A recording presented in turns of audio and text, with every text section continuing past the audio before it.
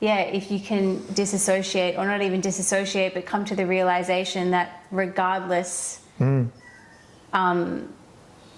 of you being there or not, that's just kind of running. So you can find a different space. Yeah, you've got a different relationship to your mind. Yeah. That's what you're kind of building. So yeah, I agree. Yeah, because I really did notice that was one of the major things I noticed about you. It's like in your presence, and like, don't get too big of a head after I play this, but like, we'll undo all of your good work. We'll keep an eye on it, Otherwise I'm not getting any further. I'm more interested in my own progression, to be honest. So yeah, I just felt like, or the way I've described it to other people, because I've talked about you with some friends, and I was like, it's just, Mitch, to me, it seems like everything just slides off him. Like, you're very kind of untouchable in terms of, like, I don't see a lot of reactiveness coming, you know, back and forward. And I've seen you in different conversations and in different contexts. So I don't always see you just in like a yoga context. I see you in social circumstances. I see you talk about like somewhat controversial things and engage in debate, but like just be so friendly and like you're not like invested in like defending yourself. And I think that's why when people come into your presence, like you just feel calm, because firstly, you're present and you feel like, oh, like Mitch is really listening to what I'm saying. That's so nice. And then secondly, like I also feel like there's not a lot of judgment or projection coming over. Like even when speaking to you, when you're speaking, like I'm so guilty of this, you're speaking like, oh yeah, you like jump in and you like say something that you thought of. I just feel like there's a lot of space around you, and you do seem like relatively untouchable. Maybe that's not true, but definitely compared to me and a lot of other people I meet. Maybe, yeah. I mean, I know that like, if the moment you start thinking that you are a particular way, you're going to cause yourself all sorts of problems. Yeah, true. But I have noticed there has been a change. Yeah. And that's so refreshing for me. Like, you know, you can just sit down inside of yourself and go, oh, okay, cool, you know. Are there things that used to upset you that now you're just like... Definitely. But like, there are things that still get me. Yeah. There are definitely things that still get me as well. What's something that used to get you that now you're just like, oh, that's funny? So one that really used to get me would be if I could see people who were achieving something in the realm that I wanted to be achieving that are doing better than me. Yeah. That's such a good one. Oh man. Like jealousy. Jealousy, yeah. Envy, jealousy. Yeah. It was just like... That's a really good one. Yeah. I think we all feel that. I'm sure. Yeah. You know what's really interesting? I think all of these things that we feel internally are exactly the same things as people feel. Everyone feels these same internal things. And it's just that, like, it's not even personal to me. And it's very liberating, because it's just like, yeah, that's just envy. That's just jealousy. That's just suffering. That's just anger. Totally. It's like, you know, as objective as like, I'm trying to think of something we all go through that we don't get so emotionally caught up. It's not private. It's not so private, because your thoughts are very private. You don't tell anyone you're jealous. If we think about how our gallbladder functions, you're not personally taking on board your gallbladder's function or your stomach's. Yeah, but it's so impersonal. Like it's just like, oh, that's a physiological function that's occurring. Yeah. But my mind, no. My mind is like, that's me. That's me. Yeah. So then those things that happen within the mind are so much more sticky, because they really feel like they are you, and so you think you're actually being injured in the process. Like, I remember... And sometimes you are, because like when your thoughts create emotions which secrete hormones, it's like, great, then you actually do. Sure. That's like the crazy part, but you were talking about a memory. No. Yeah, I think all these things have to be put into context, right? Because I have to be very aware that without a lot of training in this stuff is very sticky and very hard to work with. Yeah, because you can't fake it, right? You can't fast forward and be like, nothing affects me. You just like, That's a recipe for disaster. You're right? causing yourself so much problem. Yeah. So many problems. And I think you have to be so humble and self-reflective in this process. If you're really looking to do it, like if you're genuinely wanting to do this kind of unpeeling process of yourself, you really have to be honest with yourself, and you have to be gentle and accepting and compassionate towards yourself. And don't, there's, if you try and put something on top of this, if you try and go, oh, I'm going to convince myself that I'm this way before you are the ways that you are, oh man, you're going to cause yourself some difficulties. It's more like identification as well, hey? It's like you're trying to identify with something, and it's not like your reality. It's like something, like it's kind of like ignoring what's happening right now. It's kind of like trying to put something on top of it. Totally. Yeah. I think that's the crux of it. Yeah. The crux of it is that as soon as your perception of the situation, as soon as your perspective is outside of the reality of the situation, that's when you get yourself into trouble. So if the reality is, I am getting triggered by this jealous thought, and my perception or my projection is that I'm not, that difference is the thing that actually causes the problem. Oh man, that's such a good insight. It's that duplicity which creates that split, right? And then that's so much pain. Exactly, that's suffering. Yeah. I genuinely think, I've thought about this a bit, and I think that is suffering. It's when your reality is out of sync with your perspective. Yeah.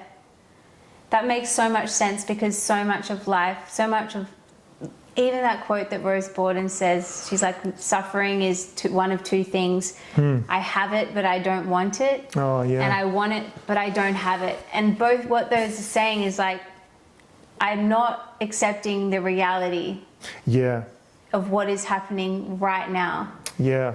And like you talk about with your painful experience lying on the floor crying, like, I mean, that potentially is accepting the reality of pain in that moment and not rejecting it. Feeling it completely. Feeling it, yeah. So that's, it's not like a disassociation. You fully feel that experience. Yeah. But there has been a change internally that you're not completely identified with that experience. That's not something that is, it hasn't got as much stickiness to what you are. There's more of that experience is occurring, just like a lot of other experiences are occurring. Yeah, it's kind of like maybe you just have a wider kind of lens. It's like you're not just stuck in this one corner frame of the situation. It's kind of like a bigger, I don't know, like a bigger, like just there's being like more buffer. Right, okay, yeah. Sorry, go on. No, yeah, it's just interesting. And then living from that place has, I mean, I imagine that feels pretty good. Yeah, well, I think about, these moments where I was starting to transition to, after I had a big shift and then I started to come into like a new perspective, let's say, there were moments where things would come up and I would resist them, and I could see that I was resisting these situations with fear and pain and all those sorts of things. But the moment I let them go, there was almost like I don't know if it's safe to let these things go, but because you've got that buffer, that distance, you can let them go. And as you let them go, you realize that that thing that made it feel like it wasn't safe to let it go was actually the thing that was causing you the trouble in the first place. So it means there's a lot less resistance to what's going on.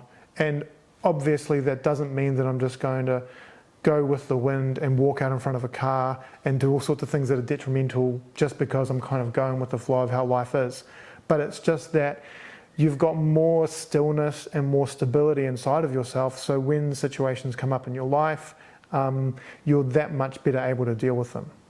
So this is where, getting back to working with patients, I'll have these patients with me and they may have the reality of the situation is that, let's say their knee is like completely fine. There's nothing actually wrong with their knee, but they have a chronic pain disorder.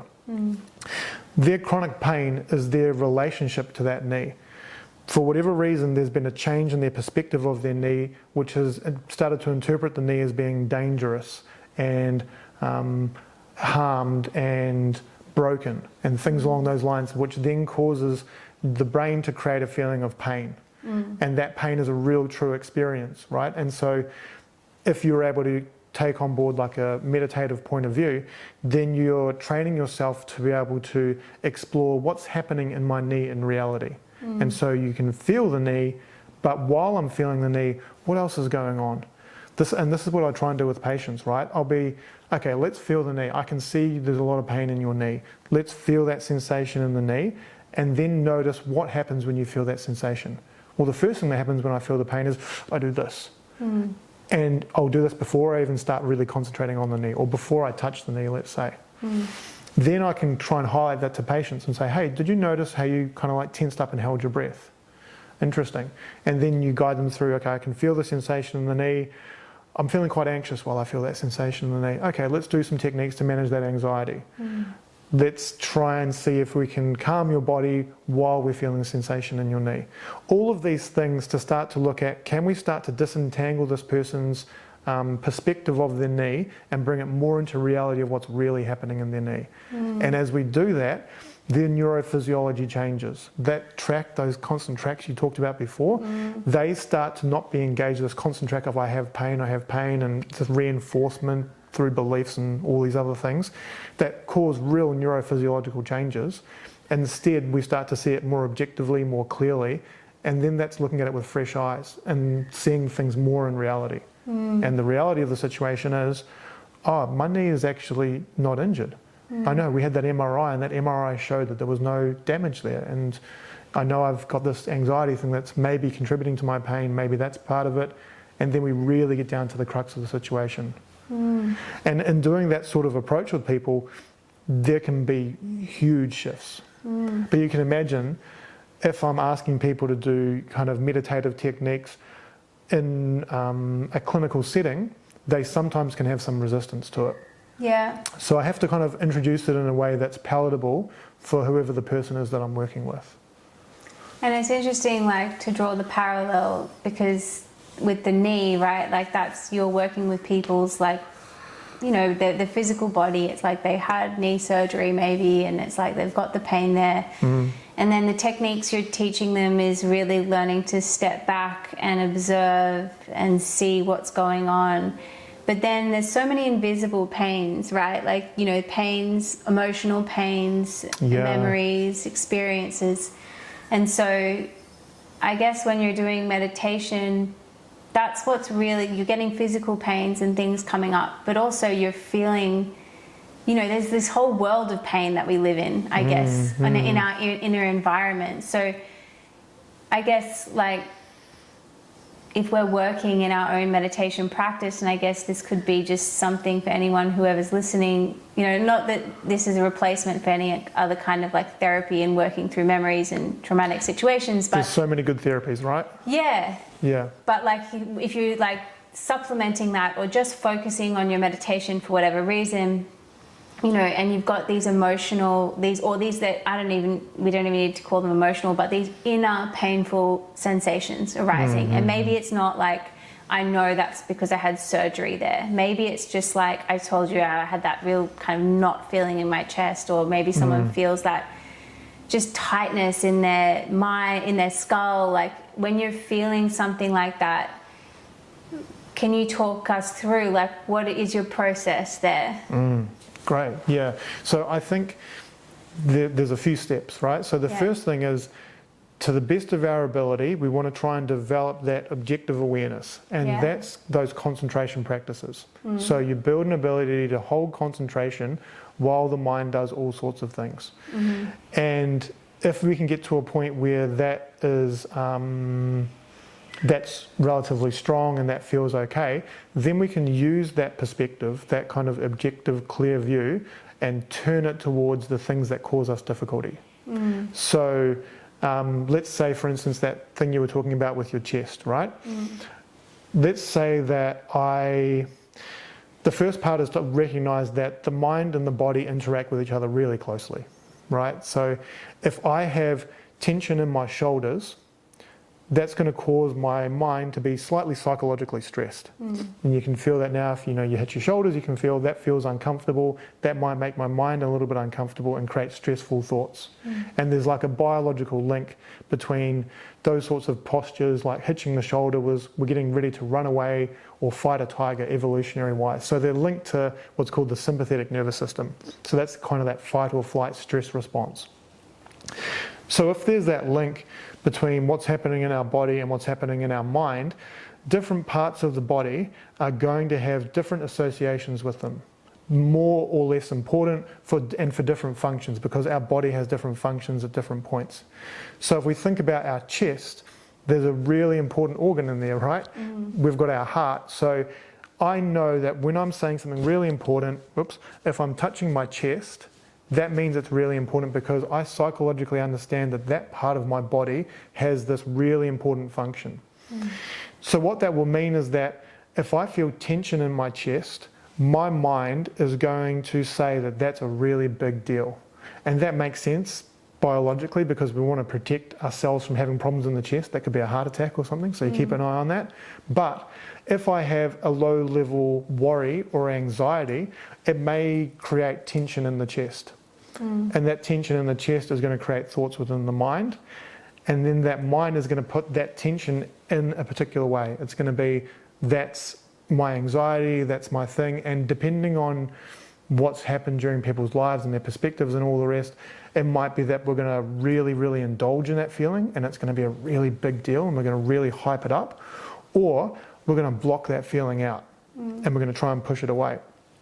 And both of those things are kind of what Rose Bourdin was talking about, the craving and aversion. Both of those things are outside of sync with reality. And so both of those viewpoints are going to cause suffering. And the suffering in this case may be a mental association that tension in my chest is a really big deal and that's my anxiety.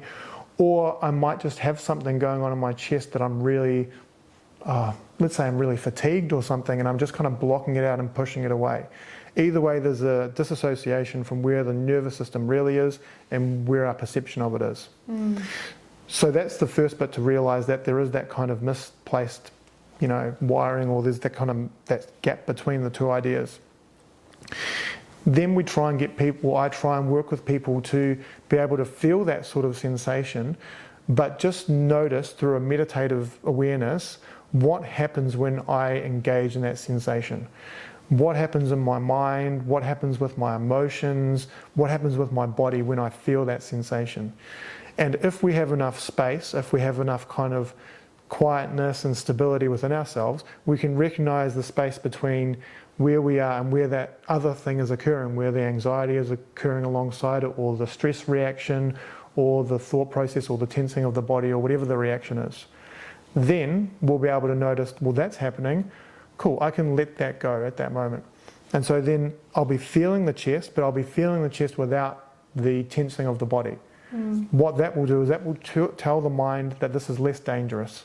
Or maybe it will be, I can actually feel this more clearly than just feeling the tensing of the body.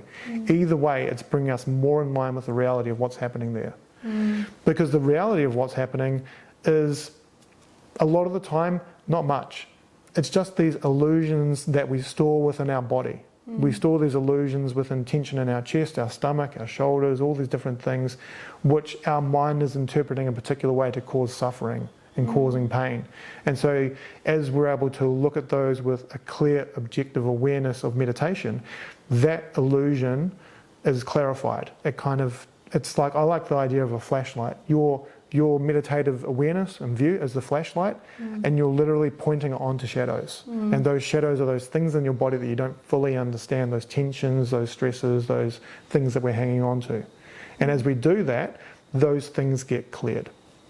And if you're able to develop that flashlight enough, it turns into a big lantern or a big spotlight, and that spotlight is consistently going through and kind of clearing what you are. And as that's clearing what you are more and more and more into the reality of what's actually going on, you're able to experience more of life. More of life comes into you. You experience it more deeply without having as much of a trapping to it, because as it comes through you, you let it go again. So it's life flowing in, life flowing through, and then flowing out. Instead of things coming in, getting trapped, causing associations, causing tensions, causing suffering, causing difficulty. So, yeah, that's really interesting. And I guess like what creates those shadows or those illusions, like as you say, is our constant, it must be, and correct me if you think differently, but just based on what you said, it's our identification with, you know, when those things happen in real time, whatever that kind of trigger point was, like whatever that sticky thing was, if it's sticking to you, I imagine, like, and that situation happens again and again in multiple scenarios, then you kind of end up with a little bit of a sticky situation somewhere, mentally or physically or both. Yeah. And then you don't know what it is. It's just kind of like you just unconsciously, it never kind of passed through you, that experience in a way. Yeah, these impressions, we hang on to them. Yeah. And then we hang on to those impressions, and then they form our perspective. Yeah. And so then our perspective is outside of the reality of what's going on. And then the way that we act within the world might not be in line with reality, which causes more difficulty, which causes more tension, which causes more of those things. I mean, I think this is just another way of kind of explaining the wheel of samsara, or, you know, karma, basically. Like it's that same sort of thing, that it kind of can very easily perpetuate itself internally within yourself and externally around how you interact with the world. And reality is neither positive or negative or how you want it to be, I guess, a lot of the time. It just is what it is. And I guess when people say they feel benefits from meditation, and it's that, not that their world has changed, it's that their whole relationship to life is different, just because they're not resisting what was already going to be happening anyway, potentially. Agreed. Yeah. Yeah, I agree. Yeah, I think that's where your interaction with the world is different, because there's less sticking points within yourself. Yeah. And so then you're causing less sticky interactions, and you're causing less stickiness for yourself. Yeah. Things don't get trapped as much. But I think this is where yoga and meditation are so beautiful, because it's literally like a structured way of working your way through to clear these elements of misunderstanding or illusion.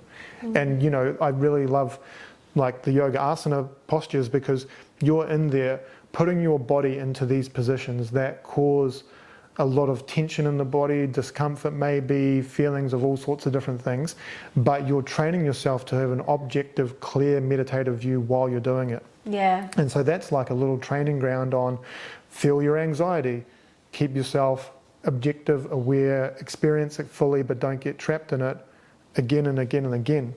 Yeah. So you're just slowly starting to break those ties. Yeah. And I guess it's a form of like, it's a little bit different from, I mean, the effect potentially is that you're regulating yourself, but that you're able to more, like the effect is that you feel more regulated, but it's not that you're trying to regulate yourself. It's only that you're shining objective awareness on what's happening. And I guess that's the difference between like feeling like there's just so much you've got to do to change yourself. You know, and you've got to learn all these techniques and, you know, read all these books and do all these things. And then on the opposite end of this like spectrum, there's meditation, which is like you wouldn't actually need to read anything or do anything apart from, like you said, maintain objective awareness on an object of some sort for a sustained period of time to clear the mind out. So it's just... Isn't that funny, hey?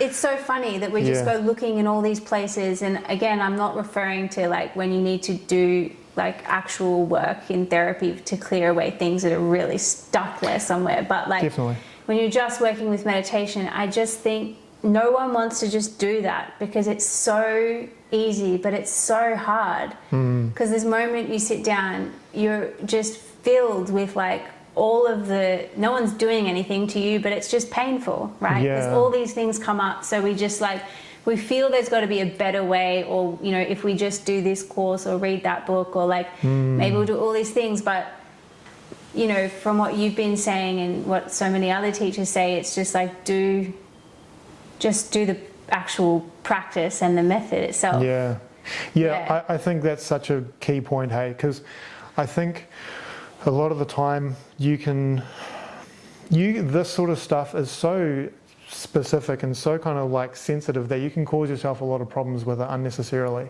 Yeah. You know, you can go into meditation and yoga and force yourself to do it, and it can be something that you need to be doing all these elaborate practices, and they can be just another layer of like, I'm supposed to be doing this thing. Yeah. You can go down another pathway where you're doing all the stuff that feels good to you, and you kind of like really embodying things and really getting into all sorts of stuff, all sorts of really elaborate practices, and they might just be a complete distraction, and that might be your way of escaping from yourself or whatever's going on. And so, you know, I feel like the crux of it really is to go down into the deepest element of it, to just sit there with yourself and just let it be. Just sit down, and you just sit down inside of yourself, and you sit down physically as well, and you just let everything be as it is. Yeah. But you've got to expose yourself to those layers in a compassionate and accepting way. Because, you know, if you've just had a really, really traumatic event to your ankle, you don't go kicking a soccer ball. Yeah. You know, you're like, I'm gonna slowly expose it to more load as it recovers. Yeah. So I think that's where, if you're able to guide you know, it's useful to work with someone, or you can work with yourself, but you want to guide yourself through that practice compassionately and gently, but with a steady determination and with resilience. You know, resilience is really important in this practice, because if you really want to go down and do this, like you really want to do this, you're going to have to sit with the hardest parts of yourself, and you're going to have to expose yourself, like strip yourself bare. Like I often have that image of Hanuman pulling his chest open and exposing his heart, and I remember seeing that years ago and just being so like in awe of that as an image. But I think that's the real truth of the situation. But you don't want to do that on day one. You know, you gradually start to expose yourself to these things progressively and gently. But it's very achievable. It's so achievable for people.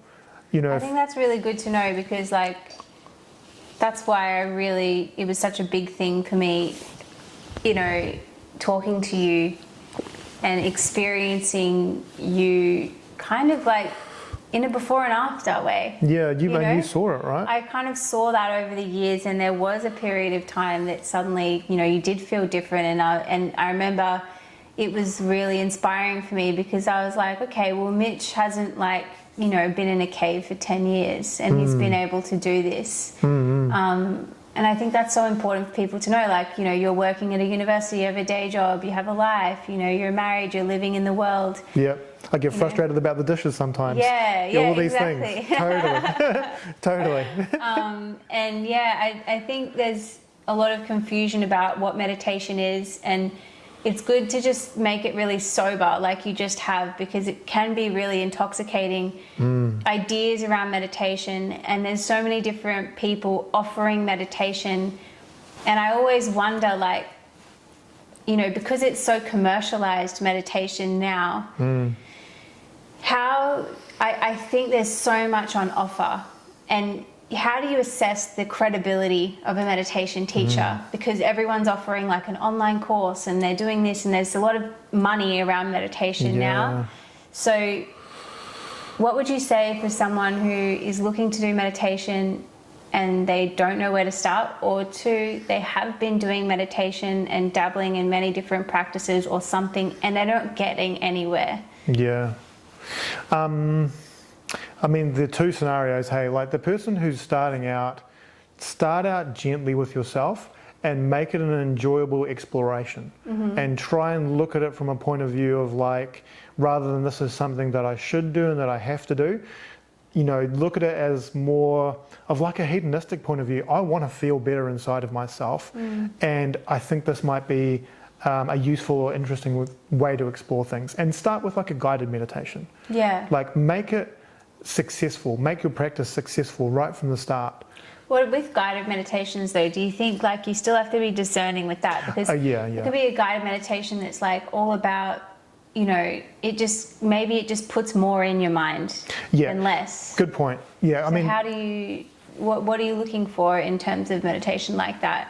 Something that's really maybe like focused on just awareness of reality, sensations and things, or simple practices. Simple practices. Yeah. Okay. So I remember working with a Buddhist monk in Sri Lanka, and he was just having me just do the basics, and I was asking him about his practice, and he was saying, I feel the sensation at my nose as I breathe in and as I breathe out. And that was his primary practice. And he was in his 60s, and he was like a really advanced monk.